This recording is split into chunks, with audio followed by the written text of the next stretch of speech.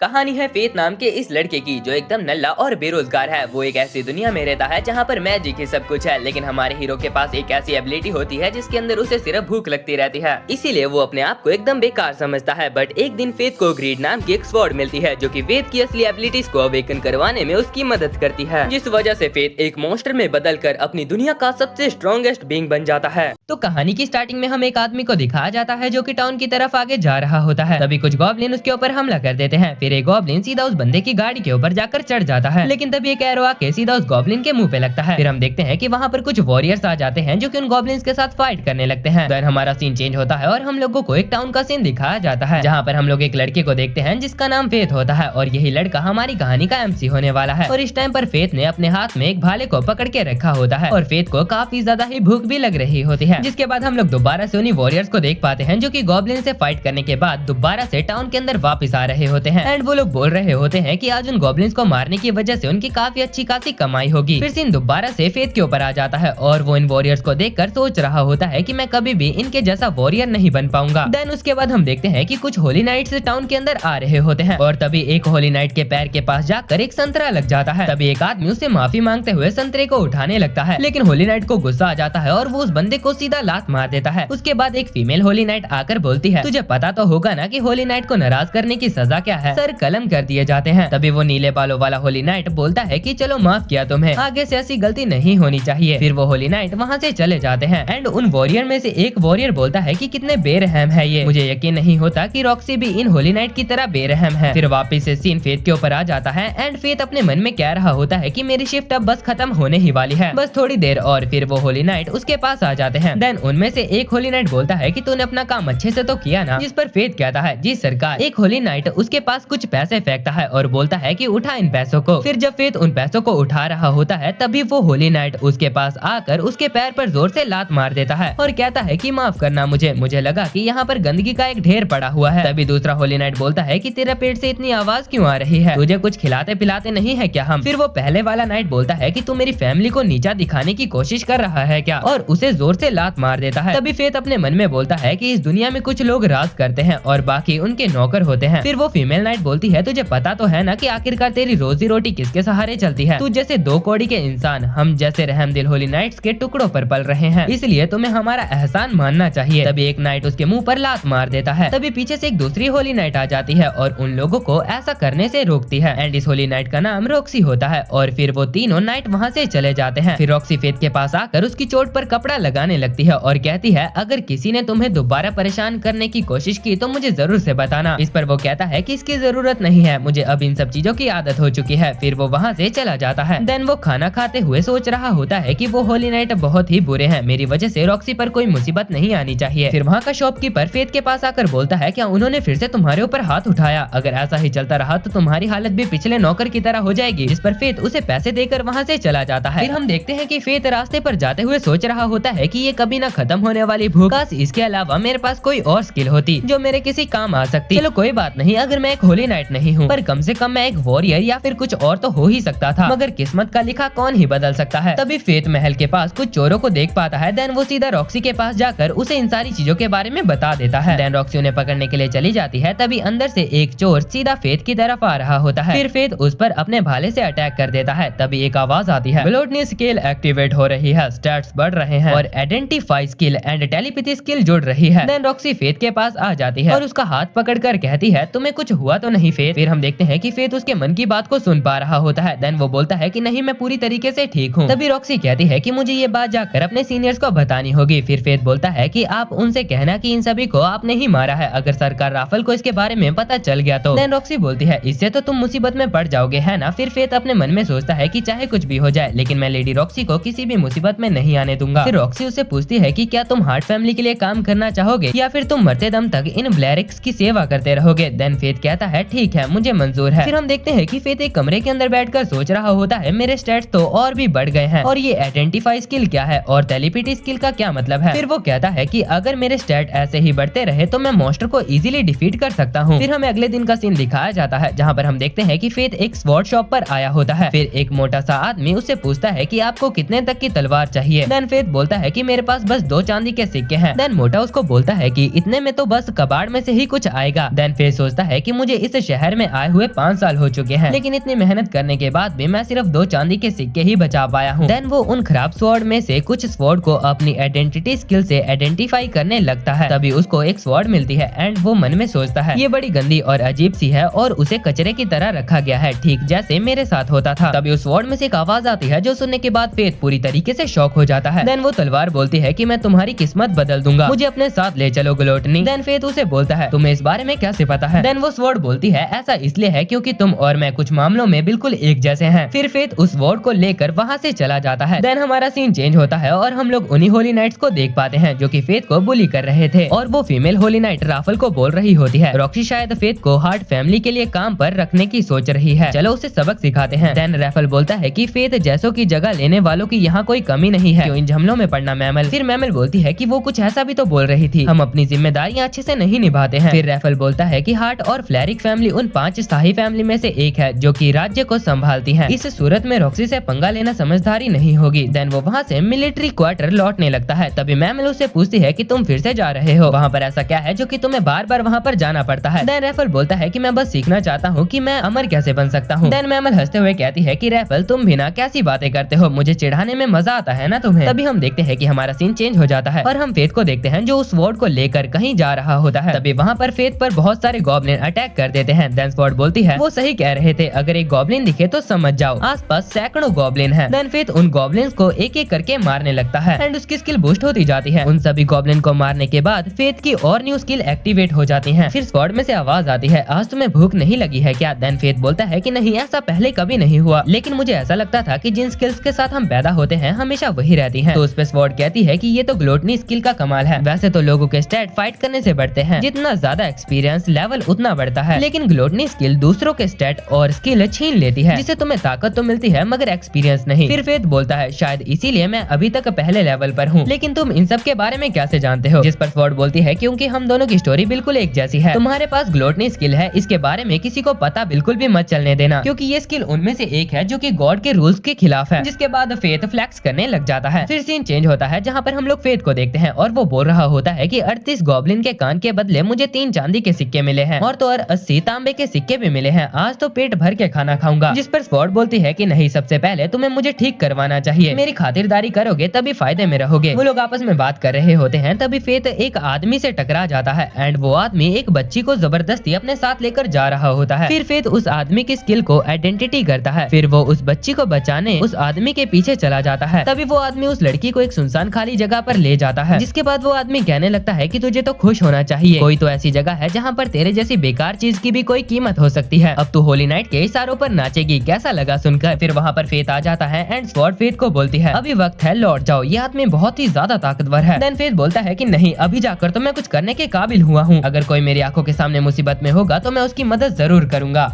फिर जैसे ही वो आदमी कहीं जाता है तो फेथ उस बच्ची के पास आकर उसे बोलता है डरो मत, तुम्हें कुछ नहीं होगा, तुम मेरे साथ चलो। देन फेथ उस लड़की को लेकर निकलने लगता है, मगर तभी वो आदमी पीछे से बोलता है तुझे क्या लगता है तू इस चूहे को बचाने के लिए मुझसे लड़ पाएगा? देन फेथ की स्वॉर्ड बोलती है कि इसे लगता है कि तुम इस बंदे को नहीं हरा पाओगे, इसके घमंड का फायदा उठाओ और इस बच्ची को लेकर यहाँ से निकलो। फिर फेथ वहाँ से उस बच्ची को लेकर जाने लगता है। देन वो आदमी उन लोगों का पीछा करने लगता है। फिर फेथ वहाँ रखे कुछ बॉक्सेस को गिरा देता है। फिर फेथ उस बंदे के ऊपर अटैक करता है, मगर वो आदमी फेथ के अटैक को डॉज कर लेता है। तभी वो आदमी बोलता है मैं तो बस तेरा दम देख रहा था, अब तो तू गया काम से। फिर वो आदमी अपनी स्वॉर्ड की शार्प एज स्किल को एक्टिवेट कर लेता है। देन फेथ की स्वॉर्ड बोलती है उसकी तलवार को तोड़ते हुए उसके ऊपर अटैक करो। देन फेथ वही करता है। फिर फेथ उसकी छाती पर स्वॉर्ड रखकर बोलता है तू कह रहा था कि तू इस बच्ची को होली नाइट के पास ले जाएगा, बता किसके कहने पर तूने इसे किडनैप किया था? देन वो आदमी बोलता है हार्ट ऑफ ब्लैरबिग। फिर हमें फेथ का एक फ्लैशबैक दिखाया जाता है जिसमें एक आदमी फेथ के सर के ऊपर एप्पल को रखवा कर उसके ऊपर बो से निशाना लगा रहा होता है। फिर सीन चेंज होता है और हम देखते हैं कि वो लोग बाहर आ जाते हैं। देन फेथ उस बच्ची से पूछता है तुम्हें बहुत भूख लग रही होगी ना, वैसे तुम्हारा नाम क्या है? तो वो बोलती है सहारा। देन फेथ सहारा को लेकर एक ठेले पर आ जाता है। देन वो 2 मीट ले लेता है। फिर वो बच्ची रोने लगती है और बोलती है मैंने ऐसा मीट पहले कभी नहीं खाया। तभी फेथ उसको अपना मीट भी दे देता है। देन वो लोग उस चर्च में आ जाते हैं जहाँ पर सहारा चर्च की सिस्टर के साथ रहा करती थी। फिर सहारा फेथ को थैंक्स बोलती है। फेथ सहारा को बोलता है जिंदगी में चाहे कितने ही तूफान क्यों ना आ जाएं, अगर उनका का सामना कर लोगी तो एक दिन खुशी जरूर मिलेगी। फिर हम फेथ का फ्लैशबैक देखते हैं जहाँ पर उसके डैड उसे सेम चीज बोल रहे होते हैं। फिर फेथ वहाँ से जाते जाते अपनी स्वॉर्ड से बात कर रहा होता है। तभी स्वॉर्ड बोलती है, तुम्हें शार्प एज टेक्निकल स्किल मिल चुकी है जिससे कि तुम एक बार में 2 अटैक कर सकते हो। वो लोग बात कर ही रहे होते हैं। तभी स्वॉर्ड बोलती है, कल तुम्हारा हार्ट फैमिली में काम का पहला दिन है ना, फिर क्या तुम इन्हीं कपड़ों में जाओगे? देन फेथ को याद आता है कि वो नए कपड़े लेना भूल चुका है। देन हमारा सीन चेंज होता है और हमें अगले दिन का सीन दिखाया जाता है जहाँ पर हम फेथ को होली नाइट के महल की तरफ जाते हुए देखते हैं। वो उस जगह को देखकर पूरी तरीके से शॉक हो जाता है। देन सामने से रॉक्सी आ रही होती है। फेथ उसे देखकर और भी ज्यादा हैरान होता है। देन रॉक्सी उसके पास आ जाती है। फिर फेथ उसे कहता है, इन कपड़ों में आप बहुत ही ज्यादा खूबसूरत लग रही हो। जिस पर रॉक्सी ब्लश करने लगती है। तू मत हंस भाई, क्योंकि तू तो सिंगल है ना। देन रॉक्सी फेथ को अपने डैड की ग्रेव के पास ले आती है। देन रॉक्सी ग्रेव की तरफ देखते हुए कहती है, डैड ये फेथ है, आज से ये यही काम करेगा, इसे मैंने बुलाया है, मुझे लगा इसके आने से महल में एक बार फिर से रौनक आ जाएगी। फिर रॉक्सी फेथ को बताती है कि मेरे डैड की 5 दिन पहले गालिया में पवित्र ड्रैगन के साथ फाइट करते हुए जान चली गई। देन फेथ बोलता है कि गालिया एक ऐसा कॉन्टिनेंट है जो कि मॉन्स्टर से भरा हुआ है, उन मॉन्स्टर्स को काबू में रखना होली नाइट की जिम्मेदारियों में से एक है। देन रॉक्सी कहती है कि इस साल ये जिम्मेदारी हार्ट फैमिली के कंधों के ऊपर है। ये करना खतरे से खाली नहीं था, लेकिन किसने सोचा था कि वो जानलेवा भी हो सकते हैं। लेकिन एक पवित्र ड्रैगन जो अपनी गुफा से हजारों सालों से बाहर नहीं आया था, वो बाहर आ गया। मेरे डैड की फौज के सारे मेंबर ने अपनी जान गंवा दी। देन फेथ मन में सोचने लगता है कि मैंने सोचा नहीं था कि ऐसे बुरे हालात में रॉक्सी मुझे याद करेगी। तभी रॉक्सी बोलती है, देन रॉक्सी बोलती है, अपना दिल छोटा मत करो फेथ, अब से हार्ट फैमिली की मालकिन मैं हूँ, हम दोनों मिलकर इस महल को खुशियों से भर देंगे, तुम पर भरोसा कर सकती हूँ ना। देन रॉक्सी फेथ की तरफ हाथ बढ़ाती है। फिर फेथ रॉक्सी से हाथ मिलाने ही वाला होता है। तभी उसे रियलाइज होता है कि अगर वो रॉक्सी को छुएगा तो उसकी टेलीपैथी स्किल एक्टिवेट हो जाएगी। इस पर वो बहाना देते हुए बोलता है कि वहाँ से कोई आ रहा है। देन वहाँ से एक लेडी आ रही होती है और फेथ उस लेडी को बोलता है, मेरा नाम फेथ ग्राफाइट है, आपसे मिलकर अच्छा लगा। देन वो लेडी कहती है, देन वो लेडी बोलती है कि मैं हारहून हूँ और मैं इस हार्ट स्टेट की चीफ मेड हूँ, मैं इस बात का ध्यान रखूंगी कि तुम यहाँ पर अपनी औकात में रहकर एक नौकर की तरह पेश आओ। देन सीन चेंज होता है और हम लोग फेथ को मीट खाते हुए देखते हैं और वो मीट खाने के बाद पूरी तरीके से पगला जाता है। हारो उसे देखकर मन में सोच रही होती है, ऐसे खा रहा है जैसे कि जिंदगी में पहली बार अच्छा खाना मिला हो। और फिर हमारा सीन चेंज होता है एंड हम फेथ को गार्डन में घास काटते हुए देखते हैं। तभी पीछे से 2 आदमी आ जाते हैं एंड सफेद दाढ़ी वाला आदमी फेथ को बोलता है, अरे सुनो, यहाँ पर आराम करने के पैसे नहीं कटते। इस पर फेथ कहता है, जी मिस्टर ओलिविया, पहले काम खत्म कर लेता हूँ, उसके बाद आराम भी कर लूंगा। जिस पर दूसरा आदमी बोलता है, तुम्हें यहाँ आए हुए 1 हफ्ता हो चुका है ना। जिस पर फेथ बोलता है, जी मिस्टर मुनेफिया। देन वो आदमी बोलता है, शुरुआत में मुझे लगा था कि क्या ही अजीब लड़का है, जब देखो तलवार से बात करता रहता है। देन वो व्हाइट बियर्ड वाला आदमी बोलता है, तुम खाना खाते हुए काम भी तो रहे थे ना। देन फेथ बोलता है, वो इसलिए बिकॉज मैंने 5 साल से मीट नहीं खाया था, समझने की कोशिश कीजिए ना। जिस पर वो दोनों आदमी हंसने लगते हैं। तभी फेथ के पेट से आवाज आने लगती है जिस पर मिस्टर मुनेफिया कहते हैं, अभी तो हमने खाना खाया था, तुम्हें अभी भी भूख लग रही है क्या? जिस पर फेथ बहाना देते हुए कहता है, वो मेरे बढ़ने की उम्र है ना इसलिए। फिर वहाँ पर लेडी हारो आ जाती है एंड बोलती है, फेथ मैडम रॉक्सी तुम्हें बुला रही है। फिर फेथ वहाँ से जाते हुए कहता है, अजीब बात है, अभी तो खाना खाया था मैंने। देन फेथ उस जगह पर आ जाता है जहाँ पर उसे रॉक्सी ने बुलाया होता है। देन रॉक्सी फेथ से पूछती है, तुम्हें यहाँ काम करते हुए अच्छा तो लग रहा है ना? बट फेथ यही सोच रहा होता है कि उसकी भूख तो बढ़ती ही जा रही है। फिर रॉक्सी फेथ को फे करके बुलाती है जिस पर फेथ को अपने डैड की याद आ जाती है। देन रॉक्सी फेथ से पूछती है, तुम्हें क्या हो गया है फेथ? जिस पर फेथ कहता है कि माफ करना, वो क्या है कि मेरे पापा भी गुजरने से पहले मुझे फे करके ही बुलाया करते थे, वो मॉन्स्टर के शिकार के वक्त गुजर गए थे। देन फेथ रॉक्सी से पूछता है कि लेकिन आप मुझे फे करके क्यों बुला रहे हो? फिर रॉक्सी कहती है, मैं तुम्हें प्यार से बुला रही हूँ, याद है ना मैंने तुमसे कहा था कि हम हार्ट फैमिली को खुशियों से भर देंगे, मैं तुम्हें इस फैमिली का हिस्सा मानती हूँ। जिस पर फेथ ब्लश करते हुए